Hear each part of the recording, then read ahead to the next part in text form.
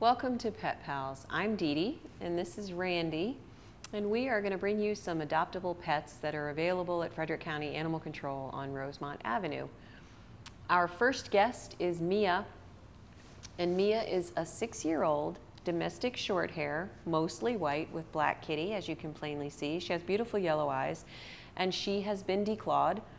Her birthday was this week. So we would love to know that her next birthday is going to be spent in her new home. We talked about it yesterday and we're trying to figure out what kinds of things she would want for her birthday. And obviously a new home is on the top of the list, but while we're here at the shelter we have to think of ways to, let that not go unrecognized, since for now she's our kitty. And as you can see, she likes people. Especially Randy. She's making biscuits. She is declawed, so if somebody is interested in getting a cat who is declawed, then this is one of the options. It's becoming less and less popular to do the procedure. Veterinarians don't do it as often as they used to. People don't request it as often as they used to, and rescues and shelters like us try to discourage it. In some ways, it would be similar to taking a puppy that was chewing up your belongings and humanely sedating him at the veterinarian's and having his teeth removed so that he wouldn't be able to chew up your things anymore. People are under the impression that dogs are easier to train than cats, and that is absolutely not true. Every mammal learns in their environment or they don't survive. So it's just that you have to explain to the cat where you do want them to scratch, where you don't want them to scratch, and we can help you with all that. But in Mia's case, you don't need to worry because she has already been declawed by her previous owner, which means if that's something that you're looking for in a cat, then Mia might be the right cat for you. Another situation for Mia that makes her attractive to adopt is that she lived with cats and dogs. The reason that she was given up was that her companion dog that she liked very much and who liked her very much passed away. And she had a relationship with the other cat in the house. The other cat chased her constantly, but she used to run to the dog for protection, which worked very well. And now that the dog passed away, the two cats can't be housed together compatibly. So they brought Mia to us and they kept their cat that is the the feisty, aggressive chaser, because they figured he would be much harder to find a new home for. And Mia is a lovely, affectionate, friendly cat, so we should have no problem finding a wonderful home for her. And because she's 6 years old, some people consider, oh, is that too old for a cat? No, cats live 15, 16 years, so she's got plenty of time to give to a new family. And because she's mature, that means she's already used to dogs, other cats, kids, now being at the shelter. She's got a lot to offer, and she's a friendly, mellow cat, so she's going to make a great pet.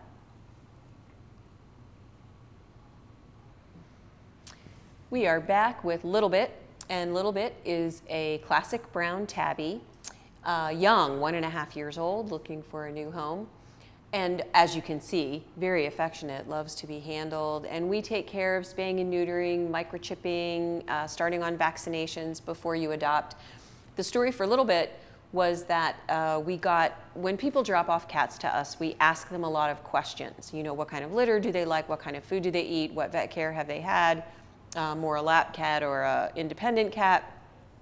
And one of the things we ask is, why are you giving up your cat? And on Little Bit's profile, it says, because my neighbor has problems. So obviously we had to investigate that further, and it turns out the landlord does not allow cats at the facility where Little Bit was living. So a neighbor reported the cat, and they had to give their cat to us. So you were scratching the chair. So yeah. So this kitty, unlike the cat that you just met, Mia, is not declawed. So what we would recommend you do is when you adopt a cat, place the cat in the bathroom for the first week with a scratching post, food, water. You go in there as often as you want, bond with the cat, and you become their anchor, the one they know, the one they trust. Then you allow them out into your house and supervise them so that if they choose to scratch anything other than the scratching post you've provided in the bathroom, you either make a loud noise with pennies in a can, or you can crinkle some paper, you can clap your hands. It depends on what is startling to the cat. And if you consistently startle them when they reach to scratch something or jump up on something you don't want them on, then while you're supervising, then they choose not to do that. Obviously at night, temporarily, you put them back in the bathroom, because this is everyone's complaint. She won't do it when I'm in the room.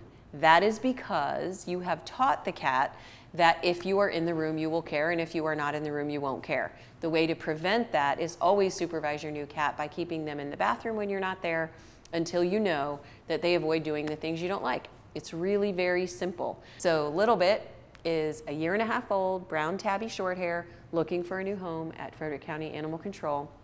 If you know anyone that would make a good match for Little Bit, then please share pictures of our adoptable animals so that we can get the message out.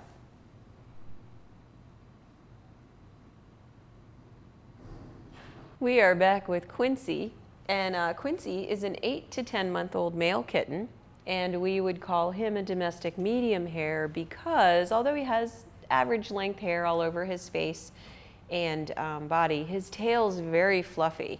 And I suspect that as he gets older, he's going to get the typical mane around his neck and longer fur on his legs. So he's going to be quite the beautiful cat when he gets older. And because he's 8 to 10 months old, he's got a terrific personality. He's not overactive, he's not rebellious, rambunctious, but I do have to say, he's also got a cold, so he's not feeling up to snuff today. Doesn't have a fever or anything. He's on the adoption floor and he's getting medicine. So one of the things that people often ask us is, you know, why do we have cats in the shelter for adoption that have a cold? Because as long as they're eating and they don't have a fever and they're willing to interact with people, we want them to still have the chance to be adopted, and we don't want to put them back in the hospital room if the health problems that they have are minor and are going to pass by routinely, because it gives them a chance to be adopted. What it also does is gives us a chance to spread the germs of the cold. So what Randy does when we have the TV show is he brings the healthy cats out first so that all the cats that have already been exposed to the cold and are being treated for the cold are coming out consecutively to protect their health. There's really nothing we can do about germs in the air, but we do our best to wash hands between handling cats, to have hand sanitizer on the wall so that when people come to visit with cats, they can also do that.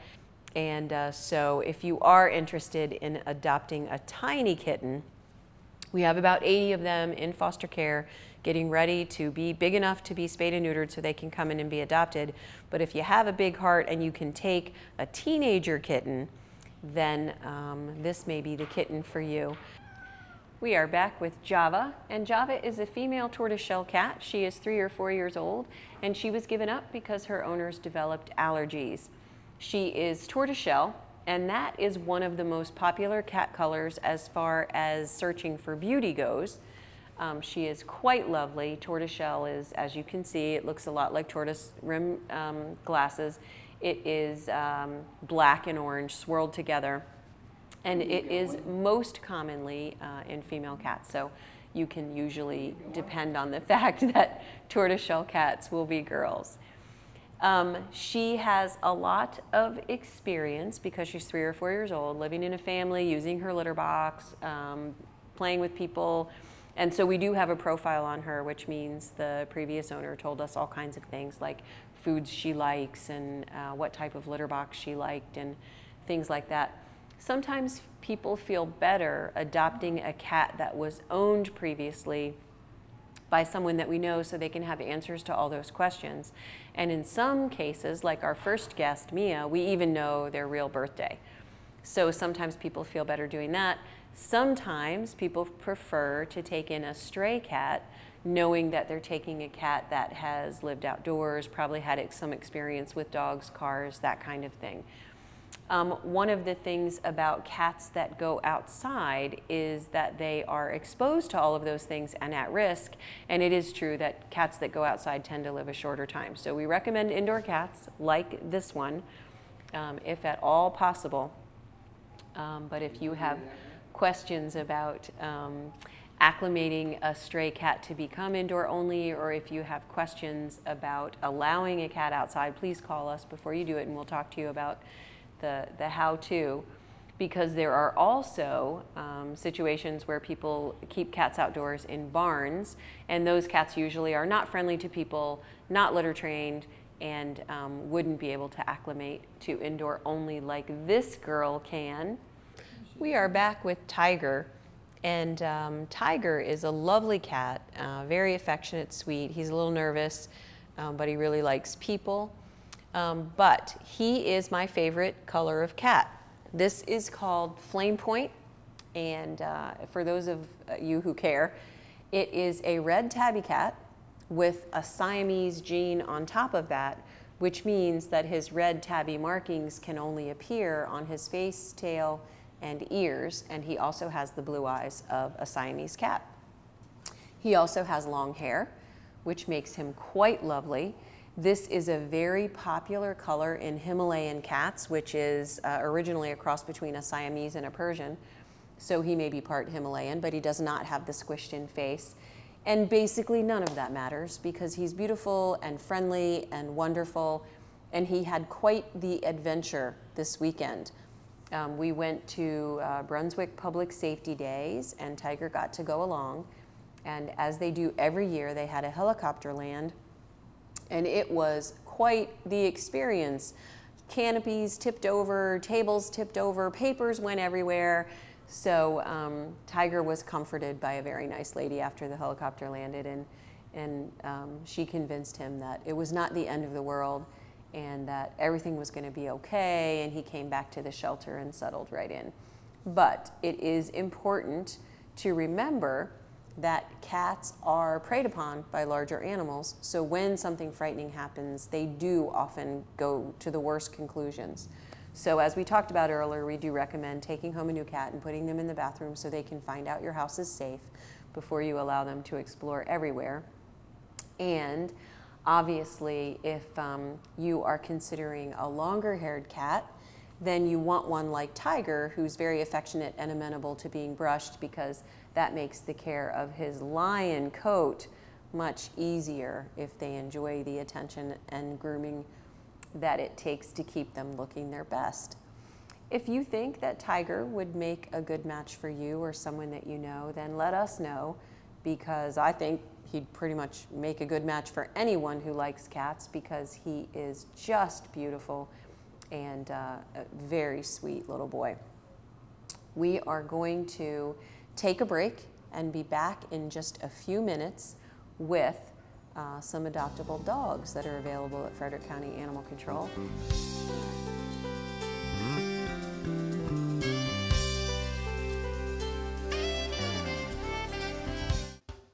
Need an idea for your child's birthday party? Look no further. At the Middletown Rec Center, we have all your birthday party needs. We have a full-size gymnasium, our large rec room, sports equipment, and many birthday party theme ideas. Each party includes crafts, games, and a story. Please call 301-600-1646 for more information.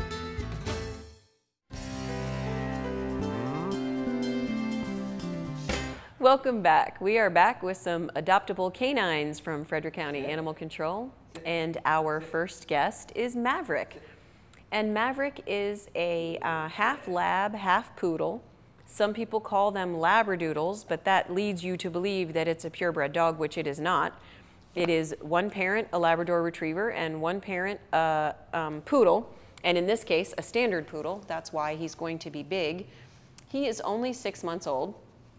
And he's doing really well for a 6-month-old puppy, but you'll see in a moment that he doesn't know anything. He pulls on the leash and jumps on people, and he'll sit if you have a treat and nothing else is happening that's more interesting.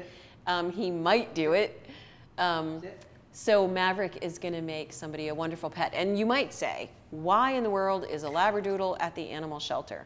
Well, the first thing I would say is every dog that ever ends up in a family may end up at a shelter because, good boy, some of the reasons that dogs end up at the shelter are having nothing to do with the dog. You know, people lose family members, they might lose their home, they might have financial hardship, but the most common reason for any dog to end up in the shelter is people adopt them and realize that it's work to have a dog.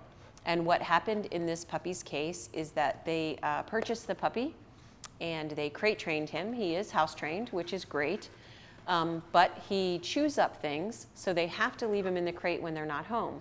And because they work for 8 hours a day, plus their commute time, that means he is spending 10 hours in the day in the crate, and then of course another 6 or 7 at night while his family sleeps. And that makes a puppy not be able to burn his energy.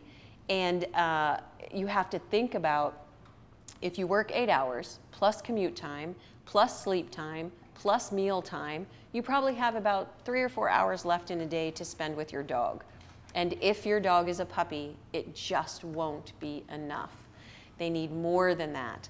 And so that's why our procedure with puppies is we take 4 applications and we find the person who is the best match for the particular puppy. Because despite doing all of that and despite saying everything I just told you to people interested in a puppy, we do get about 300 puppies a year, and some of those puppies that we adopt out get returned by people who say, yes, you told us it was going to be hard, but it's even harder than we imagined. And most of the puppies who end up here in the first place end up here because it's a lot of work. If you think that Maverick might make a good match for you or someone that you know, call pretty quickly, because I would imagine the 4 applications we need to choose from will take only a matter of days, and then he'll be adopted. But what we do have is a wish list. If you know you want a Labradoodle, we've had 3 this year, so call and fill out the application and we'll keep it on file, and we'll call you when we get the next one. We are back with our next guest. This is Steve, and Steve is part of a litter of 4 puppies that we have. He is about 4 to 6 months old. He is part pug and part Pomeranian, and he comes from a local breeder who is closing her kennel and who has brought us these dogs and has some more to bring. These dogs, we've gotten several in the last couple of years, and they turn into wonderful, friendly pets. I met one last night that was purchased directly from the breeder, who's 2 years old now, and she is much taller than Stevie and has a plumy tail, and she was just delightful, friendly, and outgoing. So on the one hand, I would never recommend buying 2 breeds of dogs and then mixing them, such as the Labradoodle that we just met and this Pom Pug. But I do know that these puppies, over the couple of years that we've gotten them, turn into great pets, and I definitely recommend them. They're all very different looking. Some are red, some are brown, some are black and tan, as you see here. They are a little bit shy with strangers because they really only know their owner, and then, of course, they've met us. So you would think a puppy would be a lot more active and jumping around, but that is part of the pug personality. They're kind of mellow dogs. Some of them are. And so it's something to consider when you're looking for a dog. Some of the personality is genetic, and you're not going to change this puppy into a dog that does agility. You're not going to change this puppy into a frisbee fetching dog. Doesn't mean he won't want to play frisbee, doesn't mean he won't want to chase a ball, but he is not going to be a speed champion. So you have to think about what you want from a dog and what you plan on doing with your dog, and let us help you pick the right one. We are back with Hershey, and Hershey is a Border Collie Lab mix and all chocolate colored. Hershey is 2.5 years old, neutered male, And the reason that Hershey was given up to us is the family who had him had a toddler in the house. And when the toddler would approach his food, try to take his toys, Hershey growls. Now, one of the things that people consider when they adopt a dog is if they have small children, then of course they want a dog who doesn't growl at the children. But part of that is how appropriate is the behavior of the children, because dogs don't know that babies don't understand growling, because a puppy would. And if a dog has a bone, or it's all right, sweetie, has a bone or has some treats, then the dog would expect a puppy to not try to steal. So one of the things that I have used to explain to people if you have a toddler is, do you have a stove in your house? Well, of course, people have a stove. Are you going to get rid of the stove? Of course, you're not going to get rid of the stove. But the stove is hot, and the stove could hurt the baby. So you have to think of, when you have an adult dog in your house, about how you're going to teach your baby to be respectful of the dog.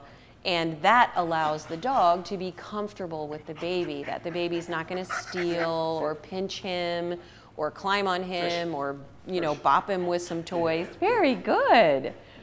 So border collies are very active, very intense dogs, and they like people to stay in a group, just like they would like their sheep to. So sometimes it's really hard to have a border collie around small children if the children, if there are many, or if the dog is not already finished training and you don't feel comfortable having a dog that you wouldn't leave alone with your kids. I can say that it's probably never a good idea to leave children alone playing together for a long period of time, or to leave dogs and kids alone playing together for a long period of time. But it is something you have to think about when you have dogs and kids, or when you have multiple kids. You know, how many times have we had kids with bunk beds and then you hear a loud noise and you know for sure someone has just leaped or been thrown from the bunk beds. So it is possible for family members, especially dogs and kids or siblings, to hurt each other. So you have to consider if you're going to be able to supervise the interaction so that you can have them all, have dogs and kids. And Hershey is used to kids. It's just that he doesn't want his food stolen by them. So if you think that Hershey would make a good match for you or someone that you know, then let us know. Good dog. Lola is a 7-year-old boxer, and one of the things that we are able to do at Frederick County Animal Control is dogs that come in that are older dogs. She's 7, so certainly dog's lifespan is 12, 13 years. But she needed to have surgery before she could be adopted out. So through generous donations from people like you to our medical account, we were able to provide that for Lola. We also work with a group called Uniting to Save Animals, and they help us out with medical bills of pets that need it. So it means that if we get friendly dogs that are otherwise healthy, but maybe they need something like dental work, or in her case, she needed surgery on her side, so we did that for her. And then that means she has to stay in the shelter while she recovers, while the stitches get taken out. She had to wear a cone. So Lola is a lovely dog, and because we are able to offer, in some cases, extensive medical treatment, she is now available for adoption. And Lola came in with another boxer who is also through Uniting to Save Animals, is in training now. His name is Coda. So we are able to help a lot of dogs that otherwise wouldn't be ready for adoption when they get dropped off. But we are not able to help all of the dogs that aren't ready for adoption when they get dropped off. So sometimes when people hear that we can't help this dog or we can't help that dog, they feel like the shelter euthanizes too many animals. And while we would love to save all of them, I just want to make sure people know that we usually can save them. If they're friendly and relatively healthy, then we are able to find them a second home for 2 reasons. One is the medical account, but the second is because people in Frederick are very generous, and they are willing to adopt a dog who's 7, and they are willing to come to the shelter and look at what we have before they decide to buy. There is nothing wrong with buying a purposely bred, healthy animal from a responsible breeder, but sometimes the shelter has the dog that you want, And we love it when people come and check out what we have before they make the decision to go to another source. Lola is a sweetie. She speaks English and Spanish. And actually, she doesn't speak it. She hears it and understands it. So Lola is ready for adoption now because she has finished her medical treatment. She will probably always have a scar here, but it's going to become less than it is now. It's still shaved there, and that's going to grow in and heal. Cover up her hair. So yeah, and hair will grow back in, and it will be less noticeable. So if you think Lola would make a good match for you or someone that you know, please let us know. We are back with Pete, and Pete is a small collie mix. He is 8 years old, and his birthday is this week. So it would be really great for Pete to get a new home by his birthday. And he, like Lola, came to us with some medical problems. It was just that he had a bad tooth. So we were able to fix that for him. So now he is ready for his new home. And it is a common problem for dogs to have dental disease, and people don't know. So if you are not going for annual checkups with your dog to the vet, you may not realize that tartar builds up on their teeth just like it does on ours, and it should be removed to keep their gums healthy. And in some cases, if that's not done, they can get an infected tooth just like we can. Obviously, because dogs catch balls and pick up sticks, they can also crack a tooth, and that can be a window to infection. So their dental health is pretty important. And they are often very stoic and don't complain at all. Dogs with broken teeth will still eat, they'll still play ball, they'll still be affectionate and happy and outgoing, so you may not know. So it's a very good thing to take your dog to the vet every year and just have the vet do a once over and make sure that everything is in order. Pete's tooth is all fixed up now. And the next thing that we're gonna work on is his weight. He's a little chunky. Dogs don't have the same heart disease risk that people have. They certainly can have hyperlipemia, fat in their blood. They certainly can have diabetes. But the biggest problem for overweight dogs is what toll it takes on their skeleton. He's a little guy and he's strong, so it's probably not going to be as big a deal for him as it might be for, say, a St. Bernard or a German Shepherd, but still, ideally, he would be, we all would be, the perfect weight. And because our pets don't do the shopping, it's easier to help them get into their proper weight than it is sometimes to do for ourselves. So Pete is watching his figure while he's here in the shelter, and that means that we give him either a special reduced calorie food. We use Royal Canin food here primarily, and any different kind of canned food that's donated. And we also restrict the amount of food he gets and increase the amount of exercise that he gets. We have a volunteer team that comes, there's usually someone here multiple times a day, but there are regulars that come 3 and 5 times a week and walk all of the dogs in the shelter. Rain, shine, hot weather, cold weather, they are amazing. Thank you for joining us on Pet Pals. Hope you join us again next time. Pete is obviously enjoying his time with Randy and is going to make somebody a really great dog. If you know that somebody, please pass his picture around or the link at the bottom of your screen for this episode. Thanks for joining us. Don't forget, we are Frederick's only animal shelter on Rosemont Avenue. We have extended hours on Wednesday and Thursday nights till 8, and we're here on Saturdays. So come by. If you can't adopt at this time, then consider volunteering. Yes, we're going to have an open house on May 19th. If you are watching this prior to May 19th, come join us 1 to 4 on that Sunday, and we will have food and a canine demonstration and all kinds of fun stuff for kids to do. It is free. We're also going to have a garage sale. So hope that we see you there, and we'll see you next time on Pet Pals.